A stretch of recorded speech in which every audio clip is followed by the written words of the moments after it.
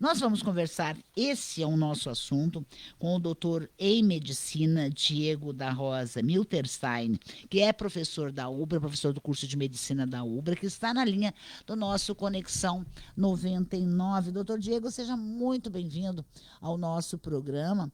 É uma situação difícil, diferente, por tantos dias consecutivos dessas altas temperaturas. Boa tarde, seja bem-vindo mais uma vez. Boa tarde, muito obrigado pelo convite. Realmente tem sido um tempo bem atípico nas últimas 2 semanas e a gente tem que estar preparado para isso. Que bom que as notícias são um pouco melhores agora, mas aparentemente para a próxima semana a gente ainda vai ter bastante calor também. Alô? Oi, estamos lhe ouvindo. Oi, ok. Fico à disposição. Quais são as perguntas? Bom, quais são as consequências desse calor para os seres humanos? Porque não é só a gente que sofre, né? Os animais também estão Uhum, sofrendo, né? sim. Bom, existe uma questão de regulação da temperatura interna do corpo. A partir do momento em que existe uma temperatura muito diferente externamente, ou mais baixa ou mais alta, como o caso agora, uma temperatura muito mais alta, a tendência é que a gente tente buscar o equilíbrio. E a maneira de a gente conseguir, pelo menos, proteger o equilíbrio da temperatura interna, no caso de uma temperatura externa muito mais alta, é a produção de suor. A água é um ótimo isolante térmico. Então, o grande problema para qualquer ser vivo numa situação como essa é o aumento da quantidade de suor, o aumento do risco de desidratação e também uma dificuldade maior dos órgãos de funcionamento devido a essa alteração na circulação por conta das altas temperaturas. Bom, o jeito é tomar água e muita água. E quem mais sofre? Os pequenos e os idosos. Isso, geralmente os extremos são os mais comprometidos. As crianças, principalmente abaixo de 8 anos, elas têm uma alteração da anatomia quando comparado com os demais seres humanos, porque, ou pelo menos os mais velhos, a superfície da cabeça é um pouco mais alta, é um pouco mais proporcional em relação ao resto do corpo e é uma parte onde a gente perde muito calor. E os mais idosos, apesar da conformação ser mais anatômica, como a gente está acostumado, a tendência é que esse processo de uma reserva mais baixa, uma reserva metabólica mais baixa, faça com que eles não tenham tantas condições, tantas defesas assim, para poder suportar uma variação de temperatura tão grande. Bom, fugir do calor não dá. Agora, quais são os melhores horários para quem trabalha na rua ou precisa transitar na rua? Seria bem de manhãzinha, porque de tardezinha também não está dando refresco. Pois é, em princípio seria antes das 10 horas da manhã, depois das 16 horas da tarde, os melhores horários. Mas assim, como nessa época começa a anoitecer lá por volta das 19h30, 20 horas, então mesmo assim esse horário de final de tarde ainda não tem sido um horário muito bom. Então seria antes das 10 horas e depois das 18 horas seriam os horários mais adequados para qualquer atividade externa. Doutor Diego, o que seria a exaustão térmica? Bom, exaustão térmica é quando, a partir do momento em que o organismo não consegue mais manter de maneira adequada a temperatura interna, existe uma alteração na circulação, fazendo com que a perda de líquido demasiada para conseguir manter essa temperatura faça com que esse mecanismo de regulação se perca e aumente muito o risco de aumento, já que não se consegue bloquear essa temperatura externa, essa transferência de calor para o organismo, fazendo com que seja mais ou menos como uma febre externa, ou seja, o aumento da temperatura do corpo não é por um processo orgânico, mas sim por alguma causa externa. Isso é visto em insolação, aquelas pessoas que têm sauna, por exemplo, é uma coisa em tempos adequados, existem até as orientações para benefícios para isso, mas ela tem que ser controlada, por exemplo, no máximo 15 minutos, seria um dos exemplos de exaustão. Mas que para as pessoas numa situação como a gente está passando de alteração climática nesse momento, aquelas pessoas que trabalham nas ruas, muito tempo expostas ao sol, podem passar por isso também. Bom, nós temos as pessoas que têm problemas cardiovasculares, as pessoas que têm problemas de pressão alta ou pressão baixa, essas altas temperaturas prejudicam? Sim, a questão tanto para quem tem pressão alta para quem tem pressão baixa. A gente lembra com mais facilidade para quem tem pressão baixa, porque a reserva para conseguir manter a pressão de maneira adequada ela é um pouco menor, então um pouco mais de hidratação geralmente dá mais sintomas, a cabeça já fica mais leve, mais vazia, a vista parece ficar um pouco mais escura quando troca de posição, quando está sentado fica de pé, ou está deitado fica sentado. Mas as pessoas que têm pressão alta, elas também têm um mecanismo de controle da pressão que está alterado. E isso pode até fazer com que essa percepção inadequada, em muitos casos, inclusive, até aumente a pressão. Por um caminho um pouco mais complexo de conseguir explicar, mas pode piorar bastante o quadro de hipertensão nessas situações também. Bom, a gente imagina que problemas respiratórios eles acontecem apenas no inverno por causa da umidade e nunca no verão, né? Talvez ali na primavera por causa do pólen, por causa daquele vento de primavera, enfim. Mas esse calorão também faz sofrer as pessoas que têm problemas respiratórios, asma, bronquite, enfim. Sim, o ar mais seco, a gente depende de respiração de um ar mais úmido, né? Então, o ar, quanto mais seco, pior ele, para que a gente consiga respirar de maneira adequada. E numa situação em que a temperatura fica muito mais alta, a tendência é que a gente aumente a respiração, a frequência da respiração, isso faz também com que se perca mais líquido numa situação como essa, inclusive contribuindo para uma maior desidratação. Existem aquelas pessoas que correm, né, que fazem exercícios ao ar livre, mas Uhum, principalmente caminham também. É uhum. preciso ter uma atenção redobrada com essas altas temperaturas? Sim. Ah, as pessoas que têm por hábito corridas, principalmente de longas distâncias, elas são pessoas mais aptas a variações maiores, né?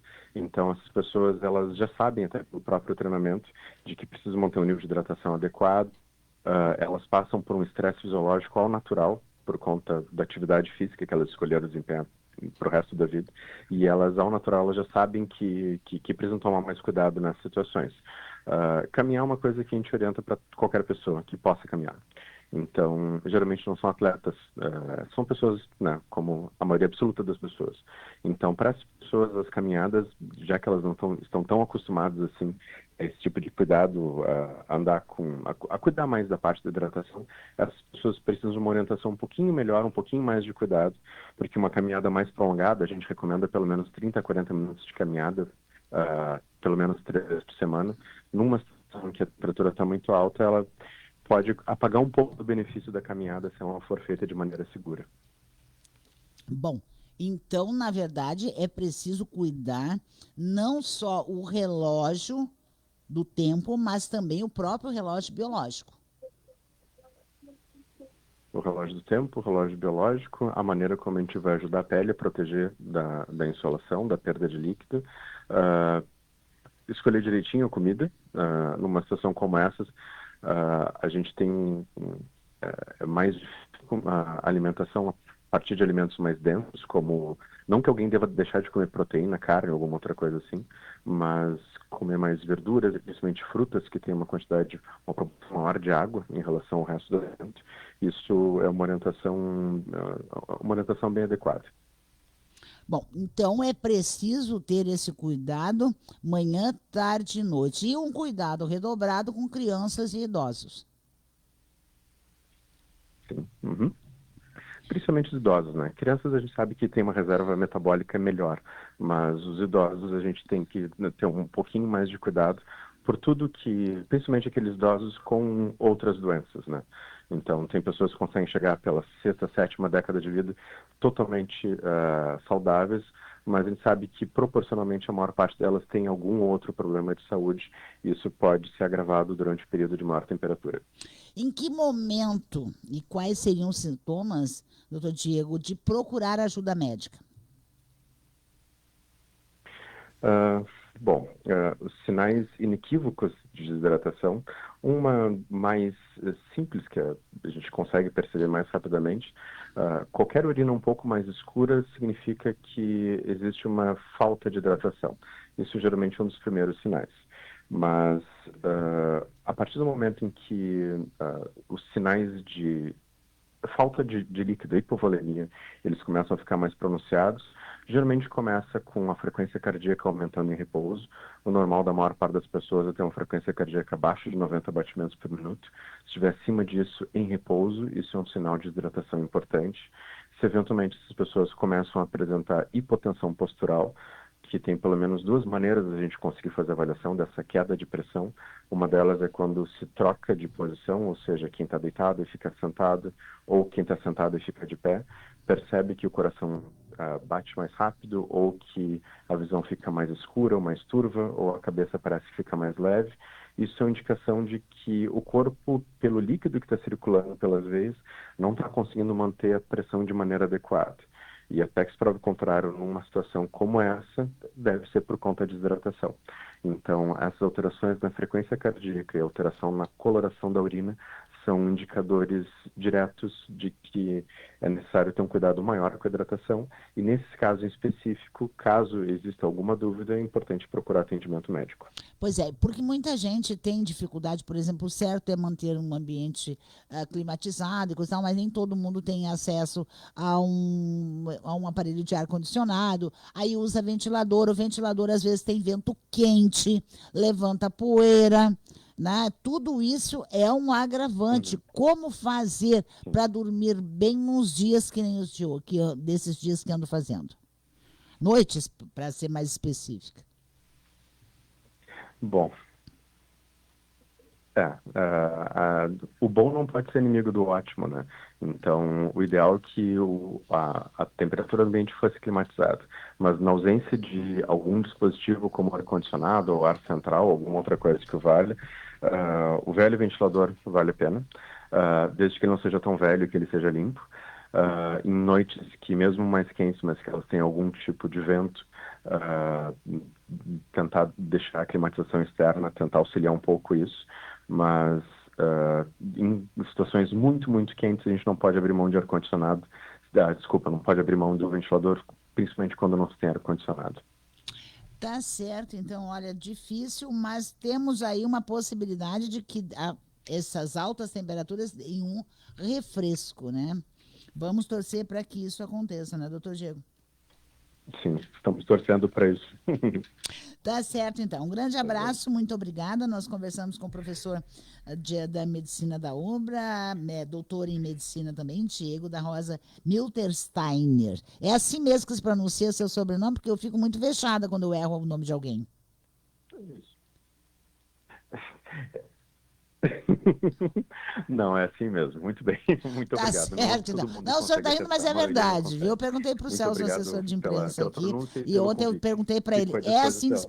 pronuncia? E ele me fez um ok. Então tá, então estava tudo certo, né? Porque Tá bom. definitivamente, pode acreditar, doutor Diego, eu fico muito vexada quando erro Uhum. o nome Tá ou o tudo certo mesmo. sobrenome de alguém. Porque a Dalcira chama de Dalzira, Tarsila, Neucira, bom, de tudo, né? Mas o meu nome é Dalcira com Dalcira.